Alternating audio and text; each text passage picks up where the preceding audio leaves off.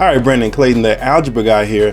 Today's lesson, as you can see in front of you, linear functions. We're talking about intercepts and slope for a great deal of this. Now, the specific teak goes as follows. Graph linear functions on the coordinate plane and identify key features, including the x-intercept, y-intercept, zeros, and slope in mathematical and real-world problems. So we got some key features we want to recognize when you're seeing a linear problem, especially on a graph. So let's just jump right into it, right? So look at this first one. We're going to look at intercepts. Now, intercepts are pretty straightforward.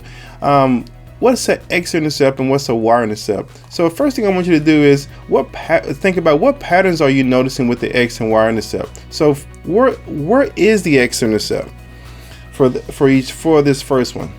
Well, the x-intercept is going to be wherever this line crosses the x-axis, right? So this point right here is going to be our x-intercept. And we got an x-intercept here. And so you get the point, right? No pun intended. But x-intercept here. So all my x-intercepts. Now, I want you to ask yourself, what do you notice about a pattern? Look at all those x-intercepts. What's common about all of those? Well, we notice that in every single one of them, the y value is always 0, which makes sense because it's not elevated higher or lower off the x-axis, so it's always going to be 0. The x-intercept will always have a y coordinate of 0. A lot of students ask me, will it always be like this? Absolutely. That's what makes it an x-intercept, because it crosses the x-axis. So if it's on the x-axis, it cannot have a y value other than 0. So we can say the same thing about our y-intercept, right? Because if we look up here at our y-intercept, we'll see that each time the x value is going to be 0. So I'm sorry I'm using yellow there, but let me change it just to make sure. So we see all those zeros.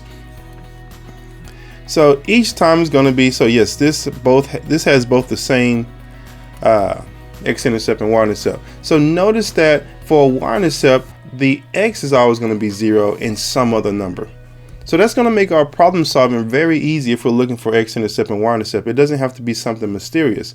If we were to set up a table, here's how it will look. We'll have a x where some number where 0 is the y value, and for y-intercept, we'll have the opposite. 0 will be for x and some other number for our y. So let's get into it and practice a little bit. What about these? Can you find the x and y-intercept of each one of these? I will pause the video and just jot it down on your paper or identify here on the screen. All right, so x-intercept, if I'm looking for the x-intercepts, hopefully you said this here at 4, 0, at 2, 0, and at -5, 0. All these are x-intercepts. And if you wanted to find the y-intercept, let me put an x-intercept so we make sure we don't mistake this. Now, while I'm talking about the x-intercept, the slide right before this, I mentioned zeros. Why? Because zeros are the same thing as x-intercept. If I ask you to find the zeros, and that's what I should start doing, you should think about x-intercepts. So these are also called zeros. If I want you to find the y-intercept, you'll identify this point here. This point down here is 0, -6. Notice all the x values are 0 and 0, -5. So those are my y-intercepts. What if we want to find the x-intercepts and the y-intercepts of this one, and I wanted to graph it? So what would I do? Well, let's think back to the table we had set up before. Well, if I want an x-intercept, y needs to equal 0. So what would that look like? Well, if I make y equal to 0, if this is 0, now I'll end up with, let's write that out, 2x plus 0 equals 8. 2x equals 8. Dividing by 2, I see x equals 4. So what that's telling me is that when y is 0 for this function, I have an x value of 4. So I know there's 1.40 as an x-intercept on this graph. The same thing I could do for my y-intercept. So for my y-intercept, I could say 2 times 0 plus y equals 8. And 2 times 0 is 0, y equals 8. So I know this is 8. So if I were to graph that for 0 and 0, 8, a little bit up here. This is how that line would look. I'll connect those dots and make a line. Bam, there we go. So it's that simple. You could use intercepts very quickly. Why? Because multiplying by 0 is really easy, because 0 times anything is going to give you 0. All right, what about this one here? You do this one on your own. Find what the x and y intercepts are and graph them. All right, so the way you would do this is the same way we talked about before. Identify that x and y intercepts are when those corresponding coordinates are 0, right? So for this one, we have a y-intercept here. So we have a y-intercept here when x is 0, and we have an x-intercept here when y is 0. So let's say we wanted to find the x-intercept. All we need to do is plug in 0 for y and solve it. So I'll plug in 0 for y. That gives me 4x minus 0. Divide by 4 on both sides, I get x equals 3. So now I know that when y is 0, let me make sure I put that in the right place. When y is 0, x is 3. And the same thing for the y-intercept. I could say that let's make x 0 and solve it. So making this part 0 is negative 3. Notice I kept that negative there. Negative 3y equals 12. Divide by negative 3 on both sides, and I get a negative 4. So now I know that when x is 0, I have a negative 4. So that tells me my 2 points, which is enough to make a line and draw my graph. So 0, negative 4. There's a y-intercept, and that's on the y-axis. That makes sense. And 3, 0. If I want to connect those lines, let's see if I can do it. Yep, beautiful. So make a little arrow if I wanted to illustrate it keeps going, and that's how you would do that. So this is how you would use your intercepts, or your this table where you're understanding that y-intercepts always have an x value of 0, x-intercepts always have a y value of 0. All right, let's transition and discuss slope. I've discussed this in a different place, but slope comes up so often that I don't mind mentioning it again. So slope, to find slope, there's a formula that we become all familiar with: y2 minus y1, x2 minus x1. This is just simply saying take your first point, take 1 point and subtract it from the other point. So first I need to find 2 points. So here's a point here. What makes this a good point? A good point will have integers as its coordinate. What do I mean? For this particular coordinate, this is 0, 5. Notice those are both integers. What I mean by integers, they're whole numbers like 0, 1, 2, 3, 4, or negative 1, 2, 3, 4. But you're not going to have fractions or decimals. So this is not going to work. This point right here won't work. This is not a good one. This is not a good one because we have some fraction between 3 and 4. So we don't know what that is. Now here's a good point right here. And if I keep going, there's a good point, and any of these 2 points will work because all I need is 2 points to find the slope. So I could call this point let's call this x1, y1, and this is going to be 3, 3, and this could be my x2, y2. All right, so we're making this is my second point. What I can simply do is apply this rule. And y2 minus y1, well, this is my y2, which makes that 3, minus my y1, which is 5, and then my x2, which is 3, and my y1, which is minus 0. So 3 minus 5 is negative 2. 3 minus 0 is 3. It's a negative fraction, which makes sense because the slope is going down. So that means it's a negative slope. So negative 2 over 3. So that's one way I could do it. Now, be honest with you, that's not the way I personally do it.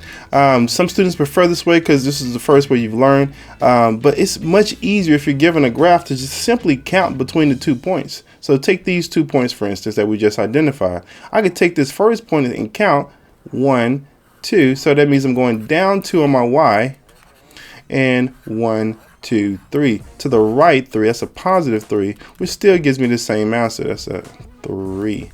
Negative 2/3.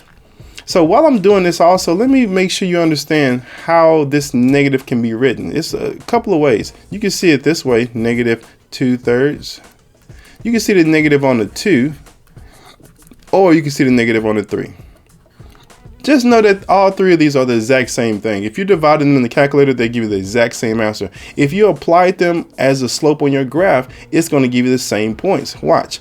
So if I looked at it as negative 2 over 3, if I put the negative on the 2, here's what happens. I take 1 point, that means I go down 2, 1, 2, and to the right 3, 1, 2, 3. Notice we're still on that graph.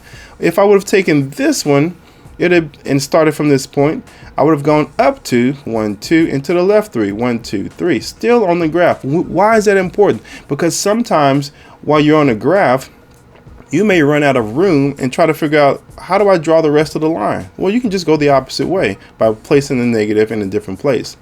To that point, if you have a negative on a negative, that's going to make a positive 2 over 3. This is not the case here, but just know that going down and to the left is going to give you a positive line, just like going up and to the right will give you a positive line. Okay, now one last thing on this is oftentimes, well, no, I'll stop it there. I was going to say I would draw this as a table, 0, 5 and 3, 3.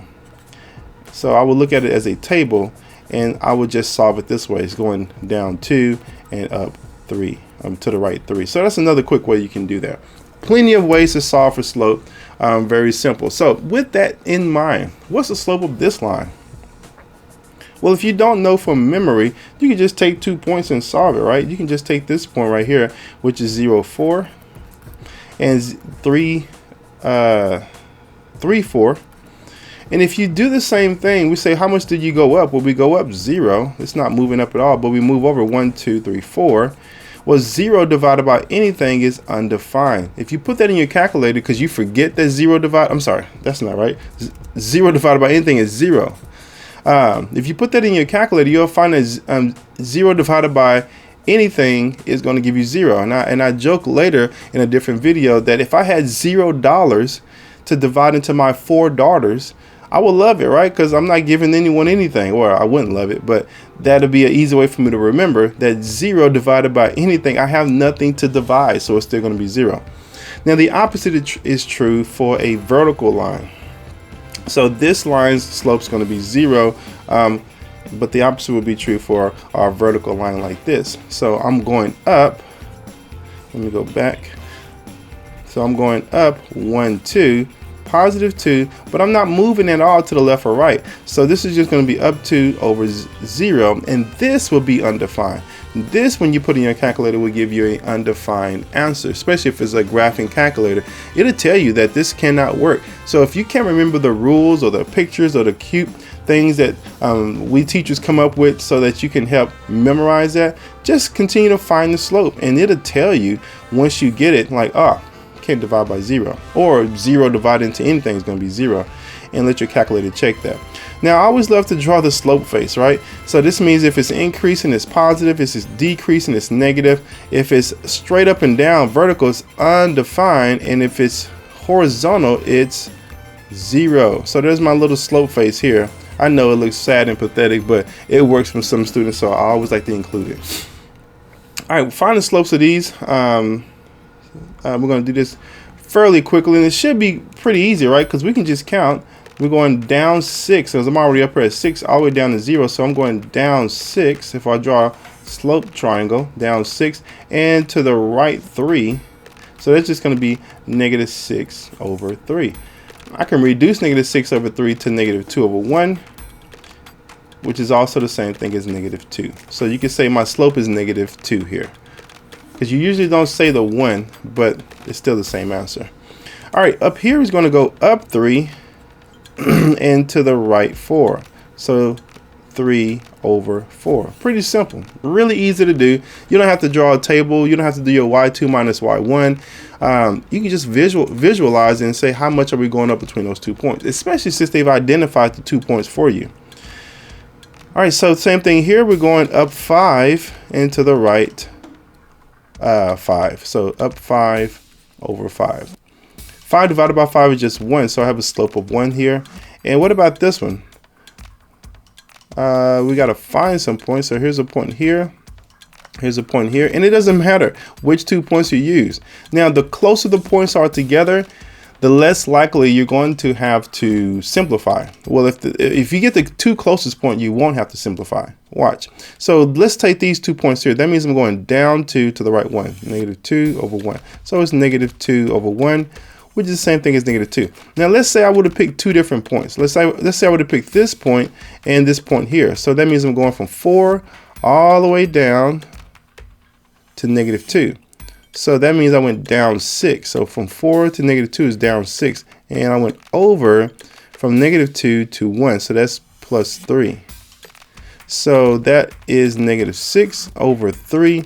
Well, guess what? I'd have to do one more step to get to my -2, which is what I already knew it was.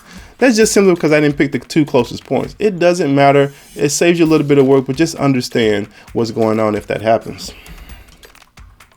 All right, graph the line of the equation using slope and y-intercept. So where's my slope? If this is slope-intercept form, which it is, y equals mx plus b. I want to write that out. Y equals mx plus b, where this part is our slope and this is our y-intercept. Let's graph this. So that should be simple, right? Because this right here is our slope, negative. Negative what? Well, there's understood to be a 1 there, so I have a slope of -1 and a y-intercept of 4. So when I graph this, I understand that my y-intercept is 4, and I'm going to apply this slope. So what does -1 as a slope look like? It helps to see it as a fraction, so I'm just going to put over 1. Every whole number, every integer can be written with a denominator of 1. So making that 1 helps me to see that it's going to the left 1.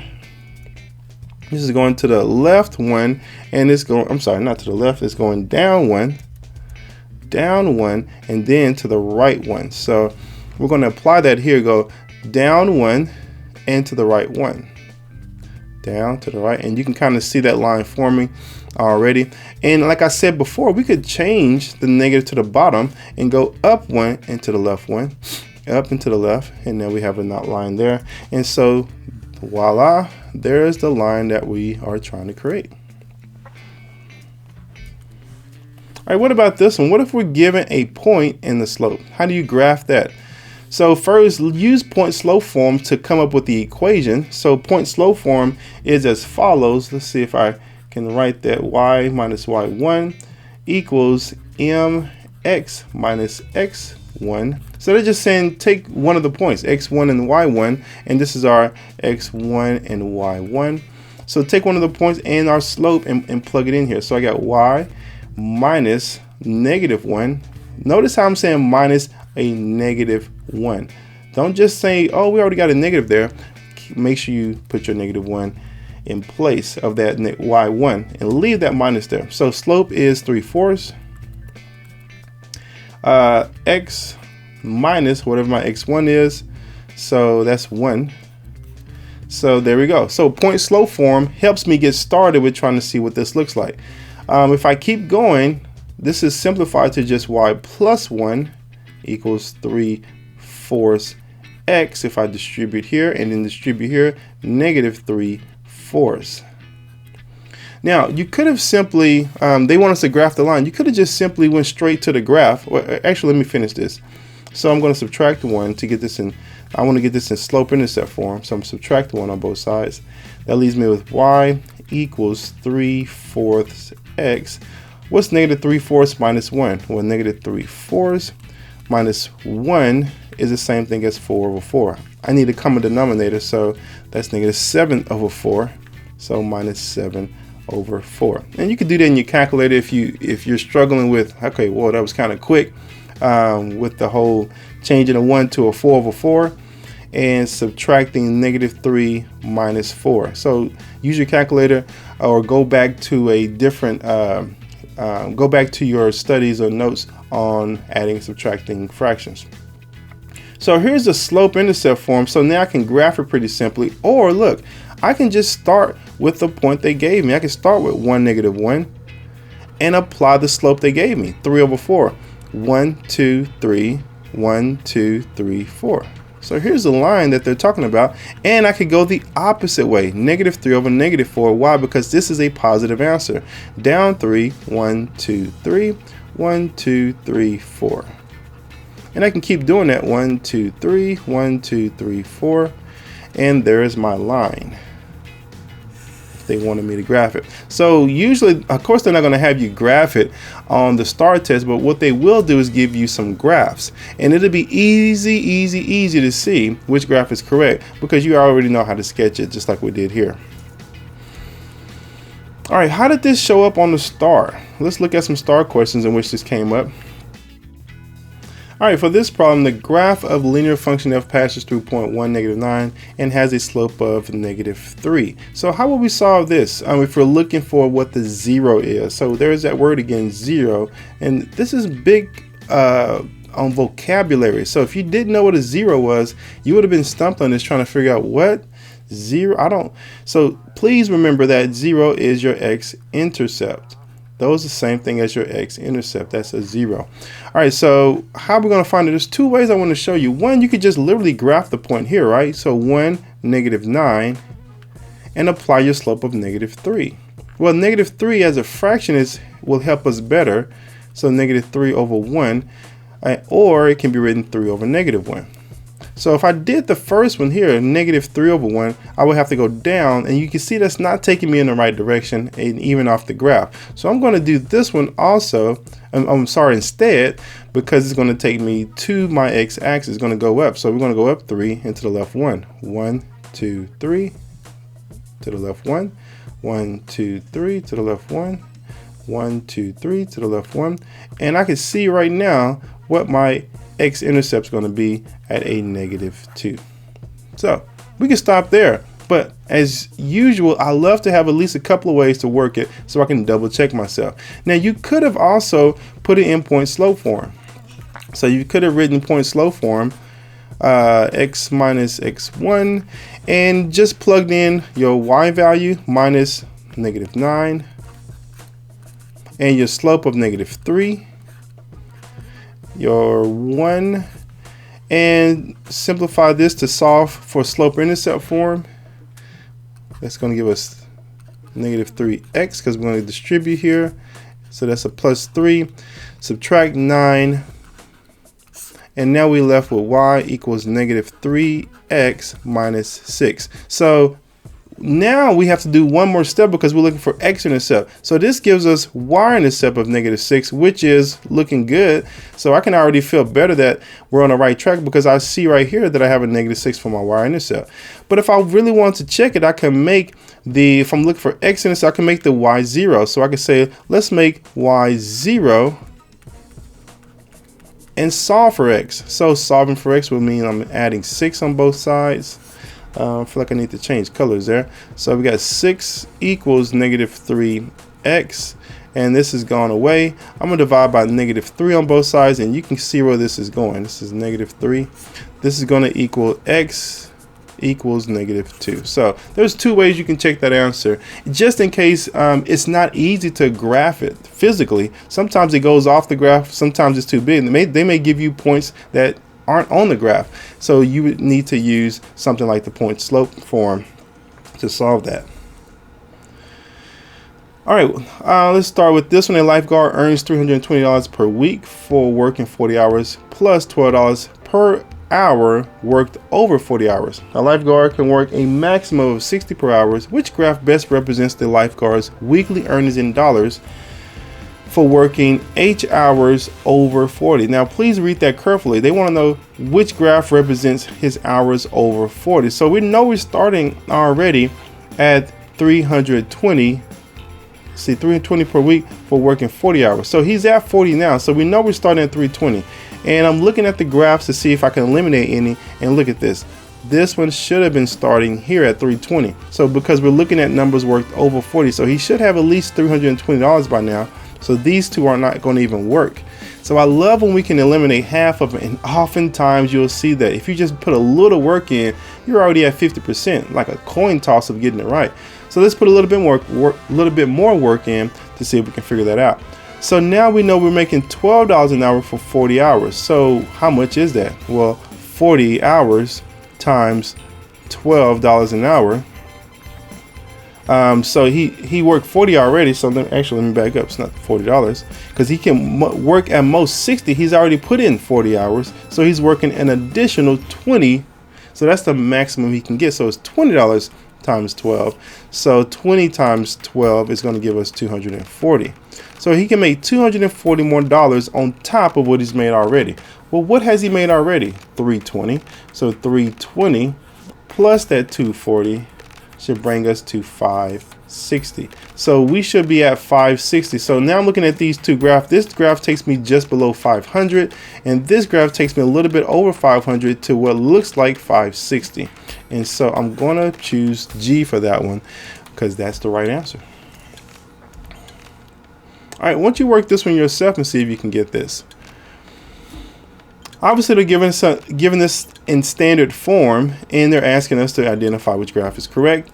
We've done one like this where it's in standard form, and we can just look for the X and Y intercepts. Oftentimes, if it's in standard form, you can just set it up like that. Because I noticed that 3, 5, and 15, there's so many multiples of 3 can go into 15, and so many multiples of 5 can go into 15.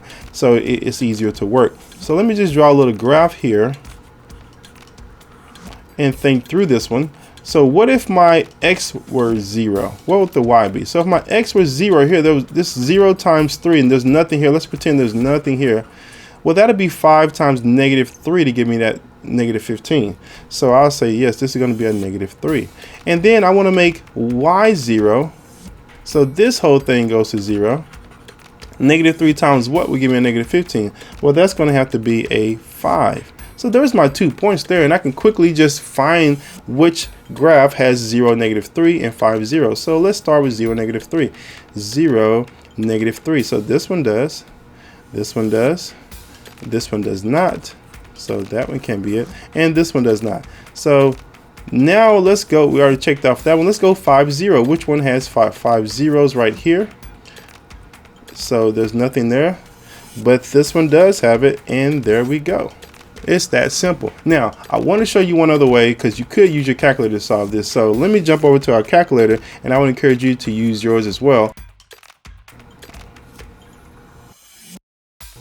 All right, now there's one other way you can work this using your calculator. So I'm going to jump over to my calculator and show you how you can do that. All right, so one other way you could have worked this is simply to bring out the calculator and put this equation in your calculator. So if I go to my graph, I could put this equation in my calculator. Now the problem right now is it's in Y equals something, f of x equals something, but we need it in standard form. So one of the things you can do is go to menu, graph edit, and equation templates, and we're looking for that of a line.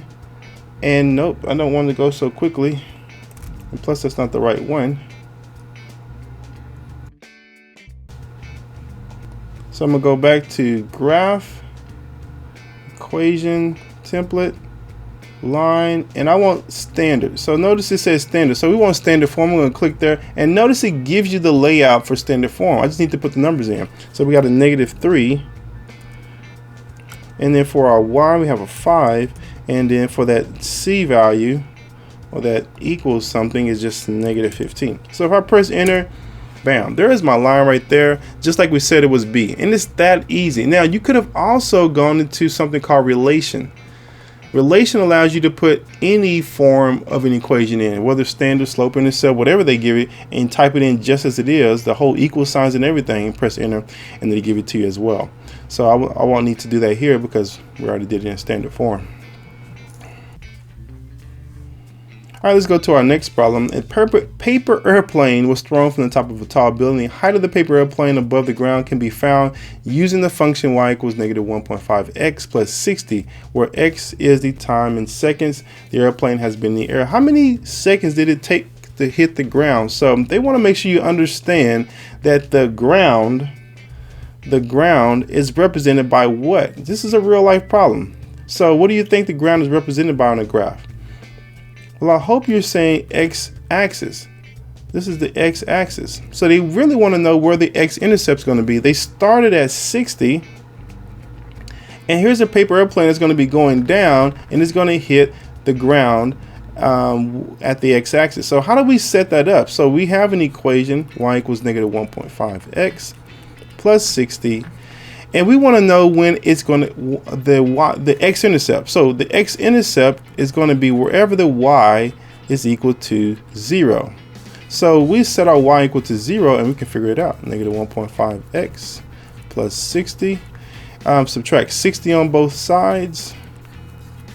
That leaves us with 1.5x equals negative 60.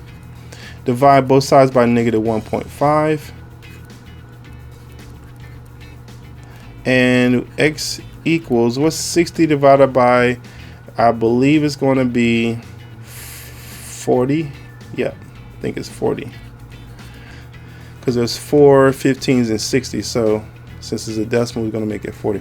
Now I could double check that, and I will here in a second. But it looks like from starting at 60, now it's going to stop here at 40. So to answer that question, I'm going to say it took 40 seconds because this x-axis is representing my seconds. So that's us doing it on paper. So let's double check it with the calculator. So I can take back out the calculator, and I'm going to put that graph in just as it says. Let me erase all of this.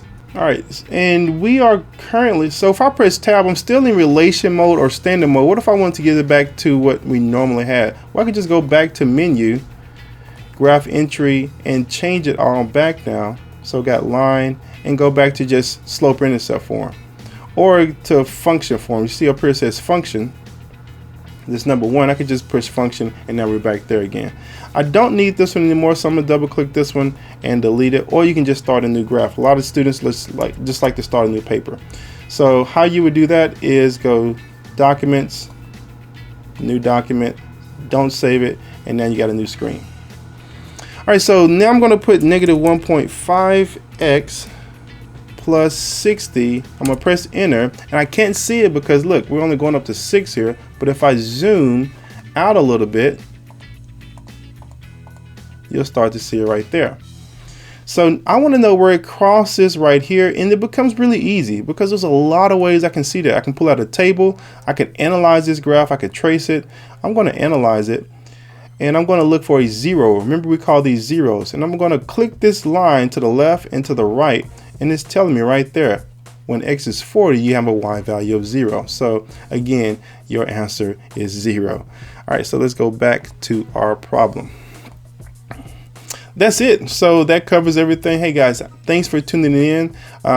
We talked about identifying all these key features: the x-intercept, y-intercept, zeros, the slope, and we've done all that. Just keep in mind that the zeros are the same thing as the x-intercept. Slope is easy to find, especially when you're given a graph. And name is Brandon Clayton. I will see you next lesson.